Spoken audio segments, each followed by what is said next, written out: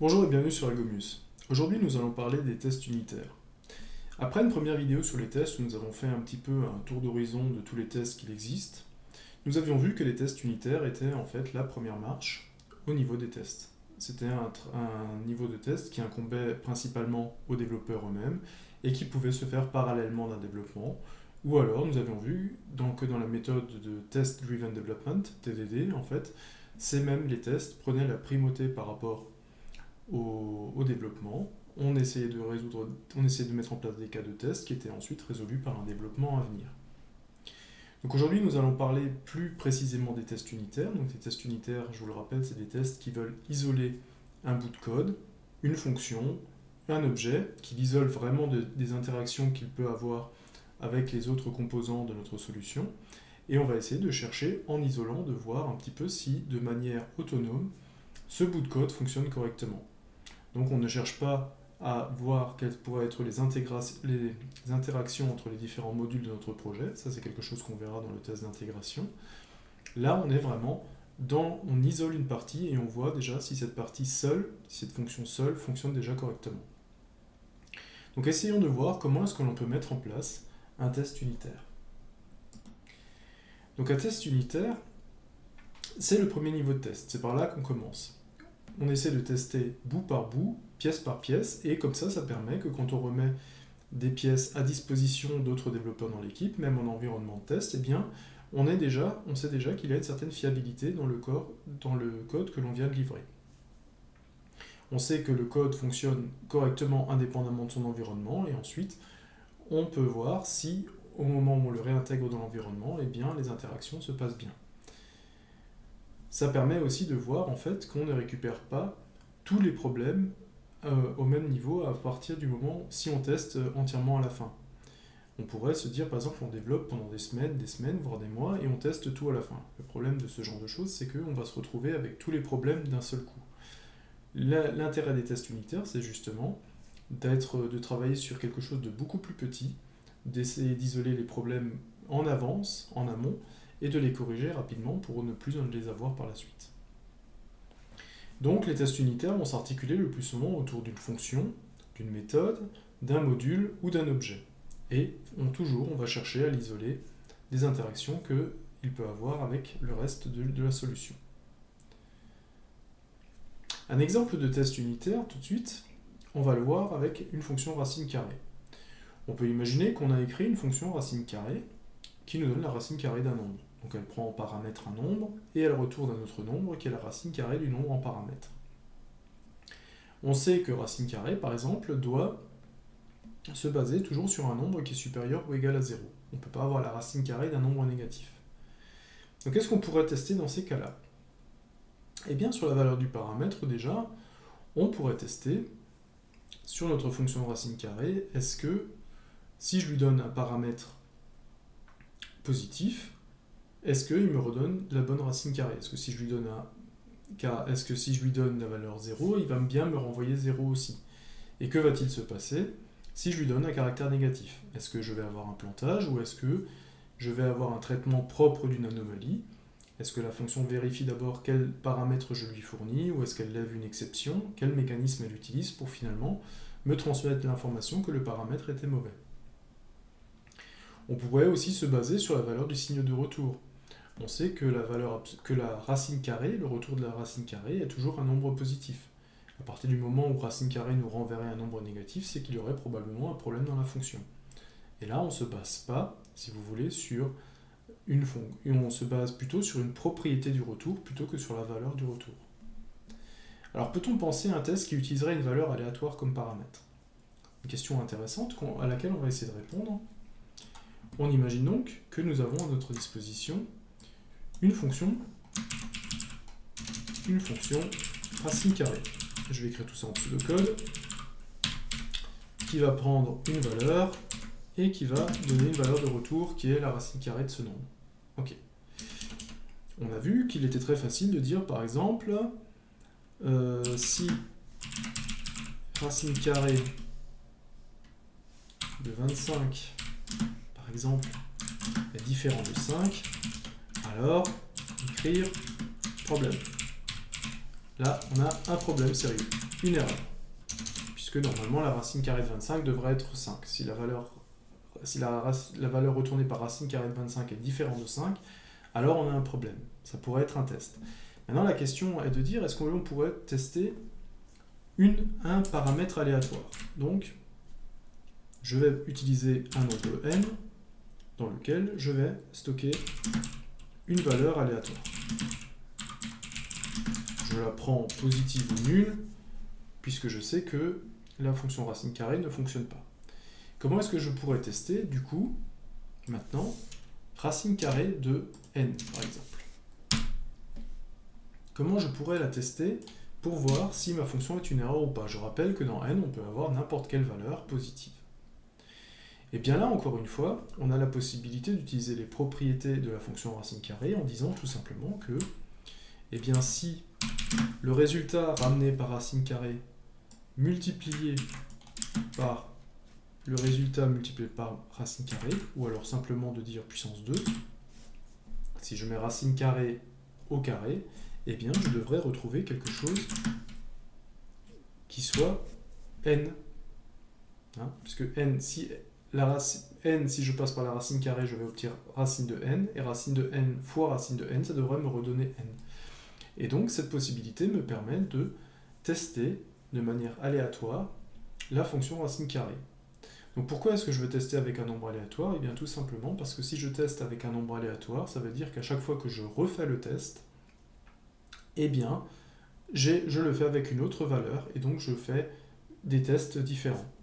Et donc c'est très intéressant parfois de faire avec des valeurs aléatoires, parce qu'on peut se rendre compte que on lance le test tous les jours, et on se rend compte que sur 3-4 semaines, le test passe correctement, et puis tout d'un coup, il arrive un jour où le test ne passe pas. Parce qu'il a testé justement une valeur qui n'était pas gérée par la fonction. Un paramètre, un effet de bord, ou quelque chose comme ça dans la fonction, qui fait que ce critère-là, cette valeur-là, n'était pas gérée correctement. Et ça, en fait, ça peut être mis en place par une valeur justement aléatoire, qui va en fait tester une autre valeur à chaque fois que le test va passer. Donc ça peut être très intéressant de tester avec une valeur aléatoire quand on fait du test unitaire.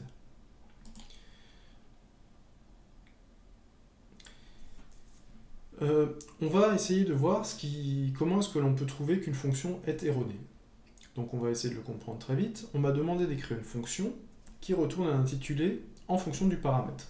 Donc c'est une fonction intitulée qui va prendre un paramètre entier, et que si ce paramètre entier est 1, il va retourner madame, si ce paramètre entier est 2, il va retourner mademoiselle, et si ce paramètre entier est 3, il va retourner monsieur. Ok. Qu'est-ce que j'ai écrit comme fonction? Eh bien, je l'ai écrit, cette fonction intitulée, et je lui ai mis que si n est égal à 1, alors je retournais madame, si n égale à 2, alors je retournais mademoiselle, et dans tous les autres cas, je retournais monsieur. Alors pourquoi cette fonction est erronée? Alors elle n'est pas forcément erronée par rapport aux paramètres qu'on a spécifiés, mais vous vous rendez compte que cette fonction, si je mettais la valeur 4, 5, 65 ou 99, eh bien j'obtiendrais à chaque fois monsieur. Puisqu'en fait, je renvoie monsieur pas seulement dans le cas 3, mais je le renvoie dans tous les cas qui ne sont ni 1 ni 2. Donc ce qui était intéressant à tester dans cette valeur-là, c'était effectivement de tester si on avait déjà la bonne valeur pour les 3 valeurs qui étaient spécifiées dans l'énoncé, donc à savoir 1, 2, 3 qui ramenaient respectivement madame, mademoiselle et monsieur. Et que se passe-t-il si on donne un paramètre qui n'est pas dans la liste des paramètres qui étaient spécifiés? Là, par exemple, je mets 4, je mets 0, ou je mets toute autre valeur, et vous vous rendriez compte que en fait, cette fonction renvoie toujours monsieur, au lieu peut-être de renvoyer un message d'erreur pour dire que ce cas n'était pas spécifié, ou lever une exception, ou quelque chose de ce genre-là. Et en fait, donc, au travers des tests, ça nous aurait permis de voir en fait que la fonction ne réagit pas comme elle l'aurait dû. Et c'est les tests qui vont mettre en lumière, justement, ce problème-là. Alors que la fonction, syntaxiquement, elle correspond parfaitement à quelque chose qui va être compréhensible par la machine. C'est juste au niveau de l'aspect fonctionnel que c'est pas ce qui était attendu. Et donc, en essayant de trouver les différents cas, vous allez trouver effectivement aussi les cas qui posent problème, et donc vous allez pouvoir améliorer la fiabilité de votre fonction. On parle de notion de couverture, surtout dans les tests, et cette notion de couverture est une notion très importante. Donc il existe des outils qui vous donnent des notions de couverture, c'est-à-dire qu'ils vont vous lancer vos tests automatisés, et qui vont vous donner un pourcentage de couverture à la fin. Alors à quoi correspond ce pourcentage de couverture? Eh bien c'est tout simplement c'est combien d'instructions ont été évaluées lors de vos tests par rapport au nombre d'instructions totales de votre solution. On va voir un exemple tout de suite qui va vous permettre de mettre ça un petit peu en lumière. Donc, il est coûteux d'obtenir un score de 100% parce que ça voudrait dire que vos tests sont passés par chacune des lignes de votre programme. Et il faut bien comprendre que votre programme, c'est pas seulement des lignes séquentielles les unes derrière les autres. C'est aussi des combinaisons de boucles qui sont parfois lancées sur une condition, ou une condition d'arrêt ou une condition de continuation. Donc on a des fois des boucles dans lesquelles on ne rentre jamais puisque la condition n'est pas vérifiée. On a des structures si alors sinon. Et vous voyez bien que dans les structures si alors sinon, eh bien si la condition est vraie, on va passer dans le premier bloc du si. Si la condition est fausse, on va passer dans le bloc du sinon. Et donc, on ne passera jamais dans les deux en même temps. Et donc, pour avoir une couverture de 100%, c'est-à-dire de pouvoir évaluer chacune des deux composantes de la condition, eh bien, vous voyez que vous aurez déjà plusieurs tests à faire. Et ça se complexifie naturellement encore quand vous avez des si imbriqués, des boucles imbriquées, ou des si imbriqués dans des boucles, et ainsi de suite. Donc, augmenter la couverture du test, c'est essayer d'emprunter toutes les voies dans une structure conditionnelle. C'est d'essayer d'avoir, quand vous avez une structure switch, une structure if, d'essayer d'aller dans chacune des branches et de voir ce qui s'y passe. Et quand vous allez arriver à passer par chacune des branches, en fait, vous allez avoir une couverture de 100%. Nous allons voir tout à l'heure que c'est peut-être pas toujours souhaitable d'avoir une couverture de 100% sur tous les tests. Pour comprendre bien la notion de couverture, je voudrais revenir sur un exemple. J'ai écrit la fonction qui renvoie la valeur absolue. Donc la valeur absolue, je vous le rappelle, c'est une fonction qui va garder la partie entière d'une valeur. Si vous avez par exemple, vous lui donnez 2, ça va rendre 2. Si vous lui donnez moins 2, ça va rendre 2 également. C'est-à-dire que c'est juste une valeur qui va en fait enlever le signe. Alors comment on pourrait écrire une fonction valeur absolue ? Eh bien je l'ai écrit comme ça, j'ai une fonction valeur absolue qui va prendre en paramètre un entier et qui va retourner une valeur entière. Donc si n, mon paramètre, est inférieur à 0, alors je vais retourner moins n, c'est-à-dire que je multiplie ma valeur négative n par moins 1, ce qui va la rendre positive. Sinon, si ma valeur est déjà positive, eh bien je n'ai qu'à retourner la valeur n. Donc la question qu'on peut se poser, c'est quelle est la couverture de cette fonction si j'utilise valeur absolue de 1 ? Eh bien que se passe-t-il ? On n'a qu'à parcourir la fonction. Si j'utilise valeur absolue de 1, donc mon n vaut 1, donc on va tester si 1 est inférieur à 0, alors, donc là ce n'est pas le cas, je vais aller dans le sinon. Sinon, on va retourner n qui est la valeur 1, donc on va retourner 1 et on va mettre fin à la structure de si. Donc si je tape valeur absolue de 1, je serais passé par 1, 2, 3, 4 lignes.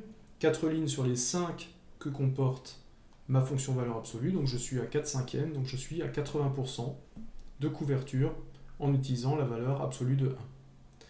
Comment est-ce que je pourrais améliorer ce score ?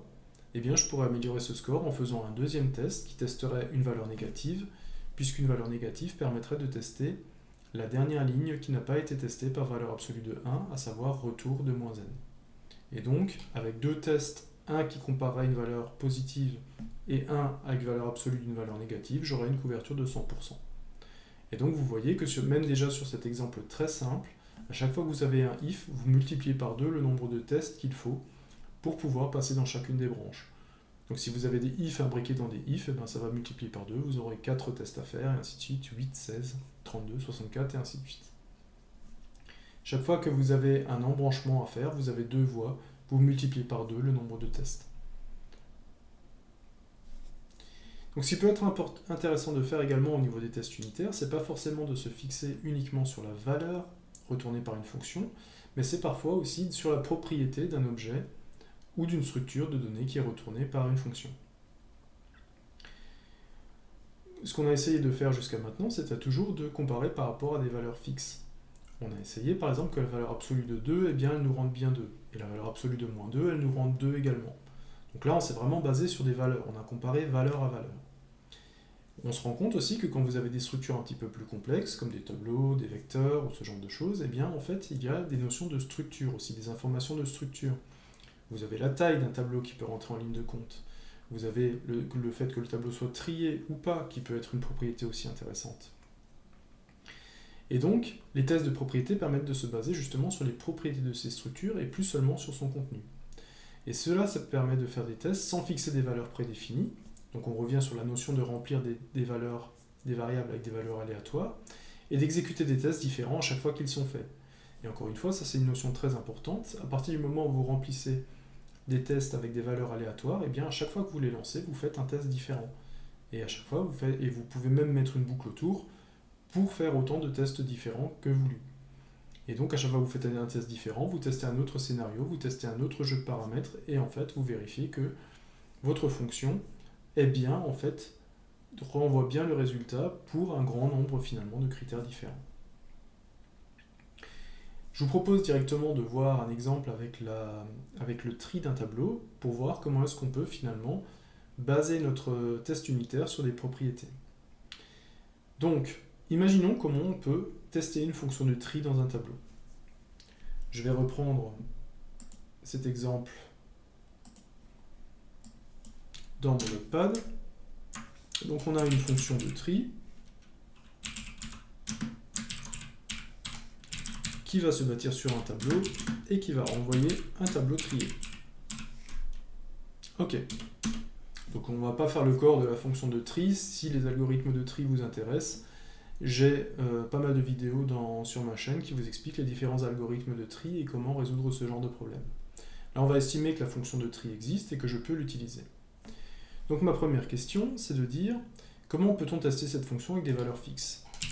Eh bien, je vais créer un tableau qui va contenir des valeurs.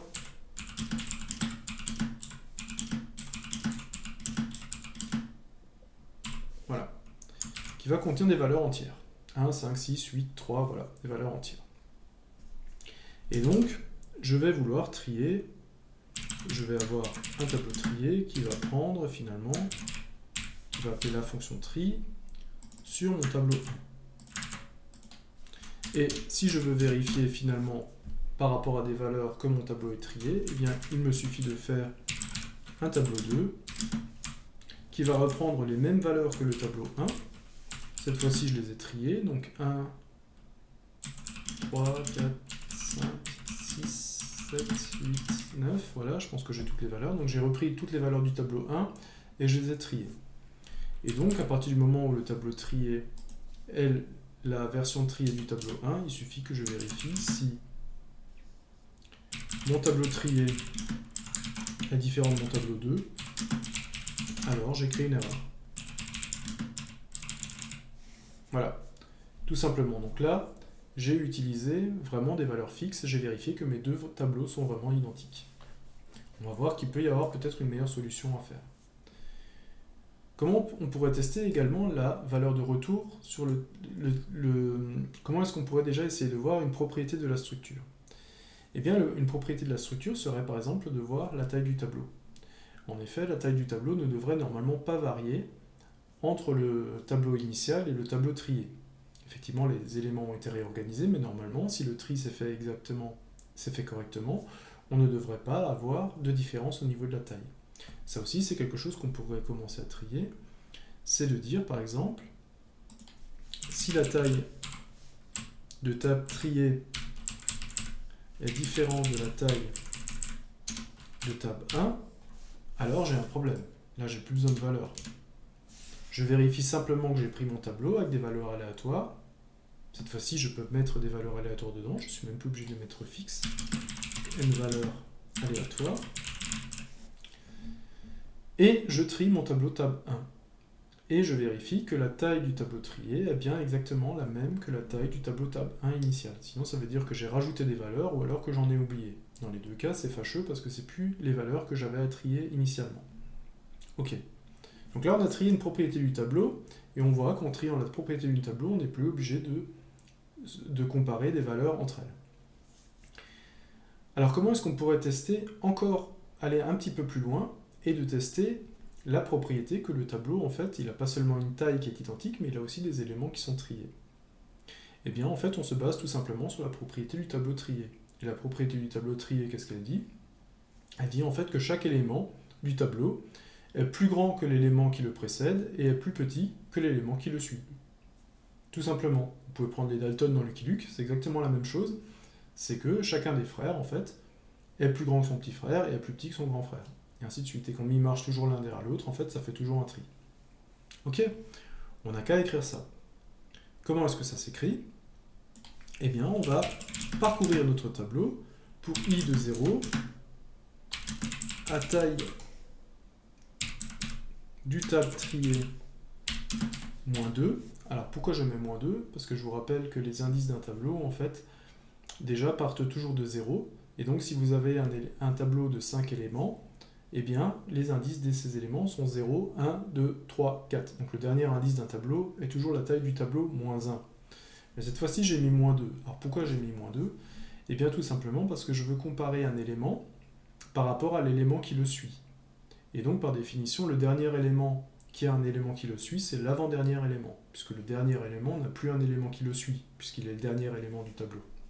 Donc c'est pour ça que je fais moins 2 pour pouvoir m'arrêter à l'avant-dernier élément du tableau. Qu'est-ce que je fais? Eh bien tout simplement, je vais vérifier si l'élément courant de tableau trié, donc celui qui correspond à mon compteur i, eh bien s'il est supérieur à l'élément qui le suit, donc i plus 1, c'est l'élément qui le suit, alors là j'ai une erreur. C'est-à-dire que si je trouve un élément qui a à sa droite un élément qui est plus petit que lui, là j'ai un problème, c'est que mon tableau n'est pas trié. Et donc vous voyez encore une fois que là on s'est basé sur les propriétés du tableau trié, à savoir que chaque élément est suivi par un élément qui est plus grand que lui, et ça nous permet justement de remplir un tableau, de prendre un tableau d'une longueur aléatoire au départ, avec des éléments aléatoires dedans, et en fait, notre test ne va pas se baser sur les valeurs contenues dans le tableau, mais sur la propriété du tableau, et en fait, ce test va être différent à chaque fois qu'il va être lancé. À chaque fois qu'il va être lancé, en fait, le tableau va être alimenté avec des valeurs différentes, avec des longueurs différentes, et le test va quand même fonctionner à chaque fois, parce qu'il vérifie la propriété, et pas directement les valeurs. Donc ça peut être quelque chose de très intéressant à mettre en place. Je voudrais juste encore terminer avec les limites des tests unitaires. Donc, il est naturellement pas possible de trouver toutes les erreurs avec les tests unitaires, et ça je pense que vous vous en doutiez, puisque j'avais dit que les tests unitaires n'étaient que la première marche de la démarche de test. Mais ça va vous permettre déjà de voir que les éléments isolés ont déjà une certaine fiabilité. Et ensuite, on n'aura peut-être plus que les tests d'intégration qui vont mettre en lumière des problèmes de communication entre les modules, qui vont sortir en cas d'erreur. Et on aura déjà résolu pas mal de problèmes. La deuxième limite, c'est qu'il n'est pas forcément possible d'avoir une couverture de 100% sur des systèmes complexes. En effet, vous avez vu que pour avoir une couverture de 100%, il faudrait pouvoir aller dans chaque embranchement de chaque structure conditionnelle, de chacune des boucles également, qui sont basées sur des conditions, et donc il faudrait peut-être évaluer un grand nombre de tests pour vraiment couvrir à 100% un système. Et plus le système devient complexe, en fait, plus la couverture de ces tests devrait être énorme. Et donc, en fait, il y a un moment donné où, quelque part, on est quand même des développeurs, où on doit mettre en place de nouvelles fonctionnalités, et 100% de notre temps ne peut pas être consacré non plus à la mise en place de tests. Sauf si, effectivement, on travaille pour un service qualité, et que notre travail est justement de mettre ces tests en place. Donc les tests unitaires se basent sur des bouts de code indépendants les uns des autres. Il faudra poursuivre avec les tests d'intégration pour voir si ces différents bouts de code, finalement, réagissent bien les uns avec les autres. Les tests unitaires, je le spécifie encore une dernière fois, elles constituent que la première marche de la démarche de test, mais c'est une marche importante, puisque ça permet justement de fiabiliser déjà les petites briques, et c'est ensuite en assemblant ces petites briques qu'on va voir en fait si elles se connectent correctement entre elles. Mais c'est important de savoir que ces petites briques, déjà de manière indépendante, ont bien le comportement que l'on avait souhaité. Donc cette partie traite des tests unitaires est très importante, surtout pour les développeurs, puisque c'est les tests qui vont devoir mettre le plus en place de leur côté. On va voir que ces tests sont automatisables, on peut les lancer de manière automatique. À chaque fois, par exemple, que l'on rentre dans l'outil, que l'on veut remettre quelque chose dans l'outil de versionning, on pourrait lancer des tests unitaires pour voir si finalement on n'a pas rajouté quelque chose qui pose problème. Au niveau de l'intégration continue, c'est pareil. On peut imaginer que les tests unitaires soient lancés automatiquement à chaque demande d'actualisation des environnements de pré-prod, par exemple, ou de prod. Donc à partir du moment où un test a été écrit. C'est vrai qu'on prend un petit peu de temps à écrire le test, mais ensuite c'est du temps qui va être gagné puisque ce test pourra être lancé de manière automatique à chaque fois qu'on en a besoin. En plus, on a vu que les tests unitaires nous permettent de comprendre un petit peu plus quelles sont les limites de nos fonctions. C'est-à-dire à quel moment on a par exemple un paramètre qui va nous poser problème. Est-ce que finalement nos fonctions respectent bien les énoncés, ce qui nous a été demandé. Tout ça, c'est des choses qui vont être mises en lumière par des tests et les tests unitaires. Dans la prochaine vidéo, ce que je vous propose, c'est d'aborder un framework qui va nous montrer un petit peu comment fonctionne, comment est-ce qu'on met concrètement en place un test. Pour ça, j'ai choisi de vous parler de PHP Unit, qui est un framework de test pour le langage PHP, puisque le langage PHP est un langage qui est quand même assez répandu, et qui va vous montrer aussi quel est l'intérêt d'un framework. Parce qu'on pourrait se dire effectivement que les tests pourraient être résolus avec des structures conditionnelles si, tout simplement. Pourquoi est-ce que finalement on rajoute encore un framework là-dessus? Eh bien, vous allez voir qu'un framework de test, en fait, va nous apporter énormément de choses, de comparaisons, d'informations sur les tests que l'on est en train de faire, et va nous éviter justement de réécrire systématiquement toutes les informations dont on a besoin pour nous montrer quand un test a un problème. Et ça va nous aider pour la résolution de notre souci et de rendre justement, en résolvant directement et rapidement ces soucis, notre code de plus en plus fiable. Donc je vous donne rendez-vous à très vite pour mettre en place nos premiers tests en PHP Unit. Bonne journée!